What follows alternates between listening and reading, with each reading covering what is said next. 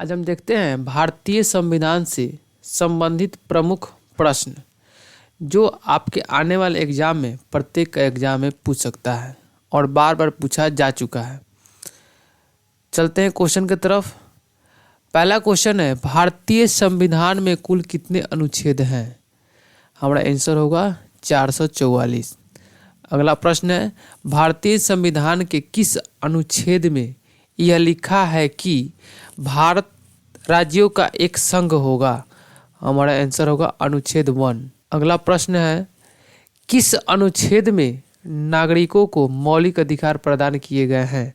हमारा आंसर होगा अनुच्छेद 235। अगला प्रश्न है, किस अनुच्छेद में नागरिकता संबंधित प्रावधान है?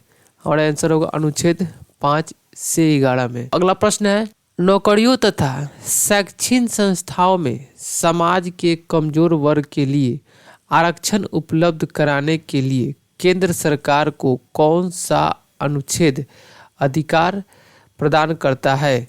हमारा आंसर होगा अनुच्छेद 6। अगला प्रश्न है, संविधान के किस अनुच्छेद में राज्य में नीति निर्देशक तत्वों का उल्लेख है? हमारा आंसर होगा अनुच्छेद 36 से 51। अगला प्रश्न है, न्यायवादी की नियुक्ति किस अनुच्छेद के अंतर्गत की जाती है? हमारा आंसर होगा अनुच्छेद 76। अगला प्रश्न है, संविधान की किस अनुच्छेद के अंतर्गत लोकसभा भंग कर सकता है? हमारा आंसर होगा अनुच्छेद 85। अगला प्रश्न है, किस अनुच्छेद में संसद के संयुक्त अधिवेशन का प्रावधान है? हमारा आंसर होगा अनुच्छेद 108। अगला प्रश्न है, संविधान के किस अनुच्छेद में धन विधेयक की परिभाषा दी गई है? हमारा आंसर होगा अनुच्छेद 110। अगला प्रश्न है, संविधान के किस अनुच्छेद के अंतर्गत राष्ट्रपति अध्यादेश जारी करता है? हमारा आंसर है अनुच्छेद 123। अगला प्रश्न है, संविधान के किस अनुच्छेद में सर्वोच्च न्यायालय के न्यायाधीश पर महाभियोग चलाया जा सकता है? हमारा आंसर होगा अनुच्छेद 124। अगला प्रश्न है, राष्ट्रपति किस अनुच्छेद के अंतर्गत सर्वोच्च न्यायालय के परामर्श मांग सकता है? हमारा आंसर अनुच्छेद 233। अगला प्रश्न है, किस अनुच्छेद के अंतर्गत केंद्र के पास अवशिष्ट शक्तियां हैं? हमारा आंसर है अनुच्छेद 248। आप इस अनुच्छेद को ध्यान से देखेंगे और पढ़ेंगे जिससे कि आपको ये याद रहे। अगला प्रश्न है, संपत्ति का अधिकार किस अनुच्छेद में है? हमारा आंसर होगा अनुच्छेद 300 क। अगला प्रश्न है, संविधान के किस अनुच्छेद में संघ और राज्य के लिए लोक सेवा आयोग का प्रावधान है? हमारा आंसर होगा अनुच्छेद 315। अगला प्रश्न है, किस अनुच्छेद के अंतर्गत हिंदी भाषा को राजकीय भाषा घोषित किया गया है? हमारा आंसर होगा अनुच्छेद 343(1). अगला प्रश्न है, संविधान के किस अनुच्छेद के तहत अनुसूचित जनजातियों के लिए एक राष्ट्रीय आयोग के गठन का प्रावधान है? हमारा आंसर होगा अनुच्छेद 338 का ए। अगला प्रश्न है, संसद को संविधान संशोधन का अधिकार किस अनुच्छेद में है? हमारा आंसर है अनुच्छेद 368। अगला प्रश्न है, संविधान के किस अनुच्छेद के अंतर्गत संविधान की प्रक्रिया का उल्लेख है? हमारा आंसर होगा अनुच्छेद 356। अगला प्रश्न है, संविधान के किस अनुच्छेद में मंत्रिमंडल शब्द का प्रयोग संविधान में एक बार हुआ है? हमारा आंसर होगा अनुच्छेद 352। अगला प्रश्न है, जम्मू कश्मीर को किस अनुच्छेद के अंतर्गत विशेष दर्जा प्राप्त है? हमारा आंसर है अनुच्छेद 370। अगला प्रश्न है, अनुच्छेद 356 का संबंध किससे है? राष्ट्रपति शासन से।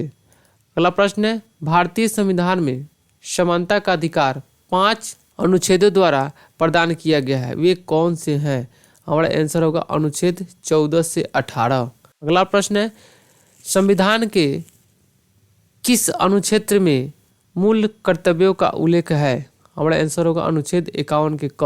अगला प्रश्न, भारत के नागरिक का कर्तव्य होगा भारतीकृत पर्यावरण का संरक्षण एवं सुधार, यह कथन किस अनुच्छेद में है? हमारा आंसर होगा अनुच्छेद ए। अगला प्रश्न है, संविधान के किस अनुच्छेद के अंतर्गत राज्य सरकार को ग्राम पंचायत के संगठन का निर्देश दिया गया है? हमारा आंसर होगा अनुच्छेद 40। अगला प्रश्न है, वर्तमान में संविधान में कितनी अनुसूचियां हैं? हमारा आंसर है 12। अगला प्रश्न, संविधान की द्वितीय अनुसूची का संबंध किससे है? हमारा आंसर होगा महत्वपूर्ण पद अधिकारियों के वेतन भत्तों से। अगला प्रश्न है, कौन सी अनुसूची में 22 भाषाओं का मान्यता दी गई है?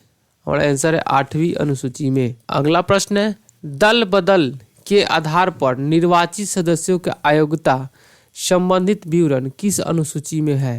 हमारा आंसर होगा 10वीं अनुसूची में। अगला प्रश्न है, संविधान की छठी अनुसूची किस राज्य में लागू नहीं होता है? हमारा आंसर है मणिपुर। अगला प्रश्न है, किस राज्य के आरक्षण विधेयक को 9वीं अनुसूची में सम्मिलित किया गया है? हमारा आंसर होगा तमिलनाडु। अगला प्रश्न है, भारतीय संविधान की कौन सी अनुसूची राज्य में नामों की सूची तथा राज्यों क्षेत्रों का ब्यौरा देती है? हमारा आंसर है पहली अनुसूची। अगला प्रश्न है, भारतीय संविधान में 9वीं अनुसूची परिवर्तित हुई? हमारा आंसर है प्रथम संशोधन द्वारा। अगला प्रश्न, किस अनुच्छेद के अंतर्गत उपराष्ट्रपति पद की व्यवस्था है? हमारा आंसर है अनुच्छेद 63। अगला प्रश्न है, वित्तीय आपात घोषणा किस अनुच्छेद के अंतर होती है? आंसर अनुच्छेद 360। अगला प्रश्न है, राष्ट्रीय पिछड़ा आयोग का गठन किस अनुच्छेद के अंतर्गत किया जाता है? हमारा आंसर होगा अनुच्छेद 340। अगला प्रश्न है, किस अनुसूची में केंद्र व राज्य के बीच शक्तियों के बंटवारे का वर्णन है? हमारा आंसर है 7वीं अनुसूची में। अगला प्रश्न है, समवर्ती सूची किस राज्य में संबंधित नहीं है? हमारा आंसर है जम्मू कश्मीर से। अगला प्रश्न है, संविधान लागू होने के समय समवर्ती सूची में कितने विषय थे? हमारा आंसर होगा 47 विषय। अगला प्रश्न है, वर्तमान में राज्य मची में कितने विषय हैं? हमारा आंसर है 66 विषय। अगला प्रश्न है, वर्तमान में संघ सूची में कितने विधायक हैं? हमारा आंसर है 97 विषय। अगला प्रश्न है, किस अनुसूची में असम, मेघालय, त्रिपुरा व मिजोरम राज्यों के जनजाति क्षेत्र में प्रशासन के बारे में प्रावधान है?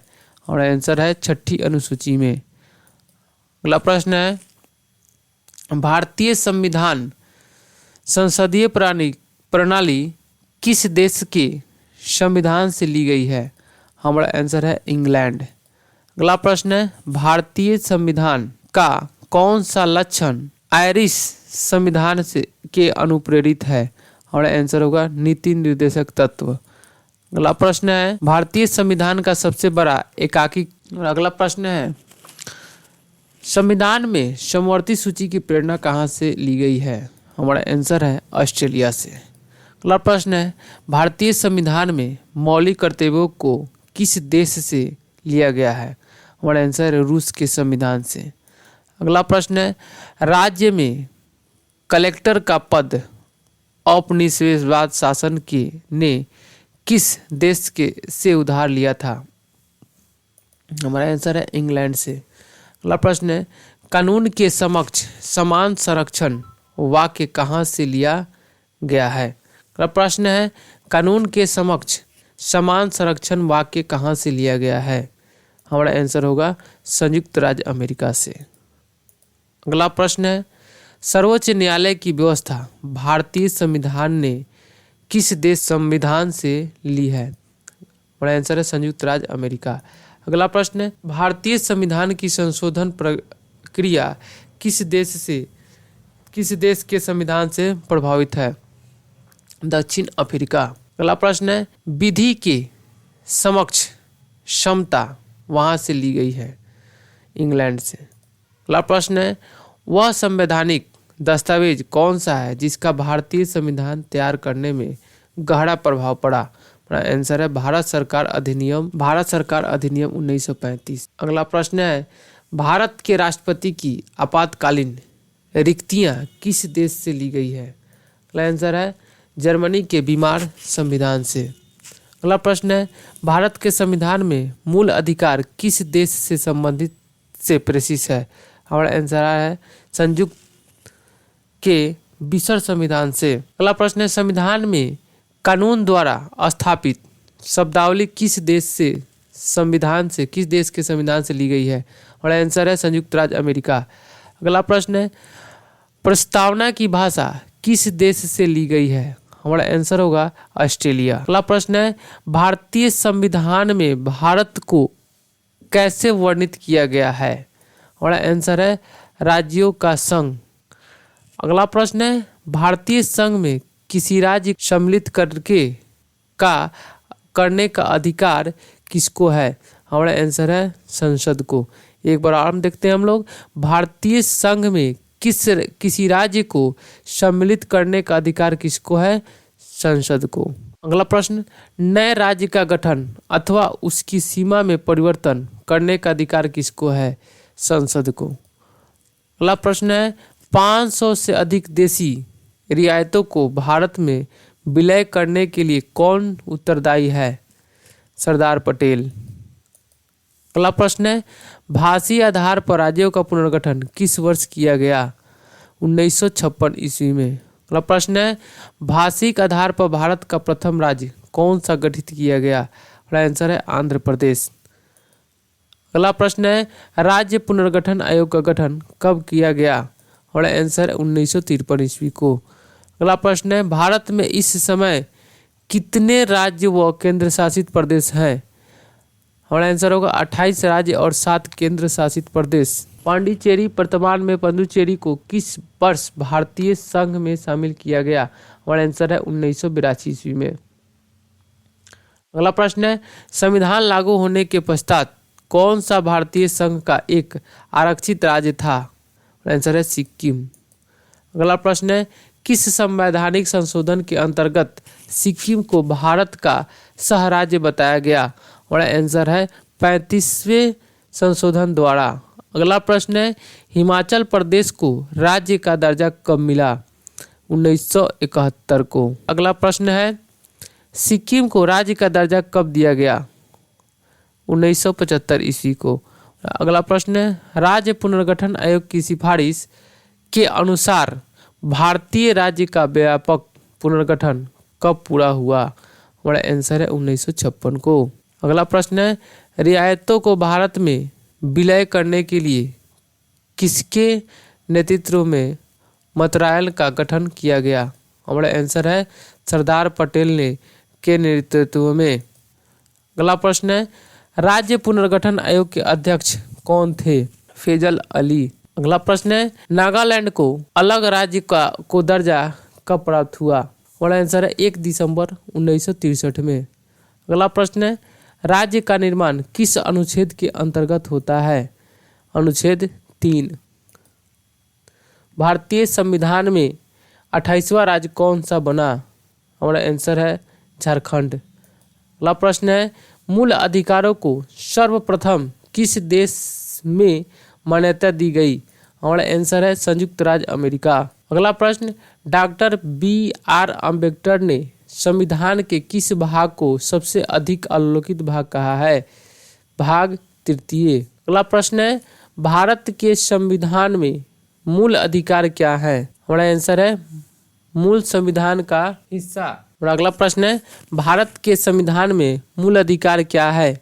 हमारा आंसर है मूल संविधान का हिस्सा। अगला प्रश्न है, मौलिक अधिकारों का निलंबन कौन कर सकता है? हमारा आंसर है राष्ट्रपति। अगला प्रश्न है, मौलिक अधिकारों के बारे में सुनवाई करने का अधिकार किसको है? हमारा आंसर है सर्वोच्च न्यायालय को। अगला प्रश्न है, भारतीय संविधान का आशुपत्य उन्मूलन किस अनुच्छेद में है?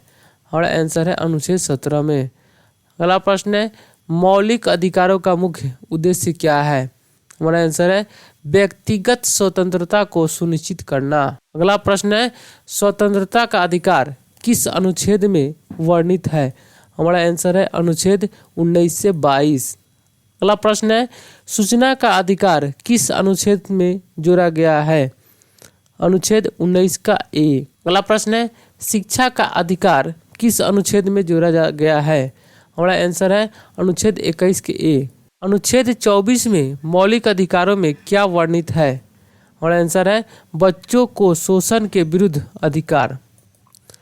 अगला प्रश्न है संपत्ति का अधिकार कैसा अधिकार है? और आंसर है कानून अधिकार। अगला प्रश्न है धार्मिक स्वतंत्रता का अधिकार किस अनुच्छेद में है? हमारा आंसर है अनुच्छेद 25। अगला प्रश्न है मौलिक अधिकार में संशोधन का अधिकार किसको है? और आंसर है संसद को। अगला प्रश्न है किस वाद में संसद को मौलिक अधिकारों में संशोधन का अधिकार दिया गया है? और आंसर है केशवानंद भारतीवाद में। अगला प्रश्न है कौन सा मूल अधिकार विदेशी नागरिकों को प्राप्त नहीं है? हमारा आंसर है अभिव्यक्ति की स्वनात्मक का अधिकार। अगला प्रश्न है 6 वर्ष से 14 वर्ष की आयु तक शिक्षा का अधिकार कैसा अधिकार है? हमारा आंसर है मूल अधिकार। अगला प्रश्न है डॉक्टर भीमराव अंबेडकर ने किसे संविधान का हृदय एवं आत्मा की संज्ञा दी? और आंसर है संवैधानिक उपचारों का अधिकार। अगला प्रश्न है मौलिक अधिकारों को लागू करने के लिए रिट कहाँ दायर की जाती है? हमारा आंसर होगा उच्च न्यायालय में। आज के लिए इतना ही, फिर हम लेकर आएंगे इसके पार्ट 2 को, जिसमें फिर 100 क्वेश्चंस रहेंगे। तब तक के लिए धन्यवाद।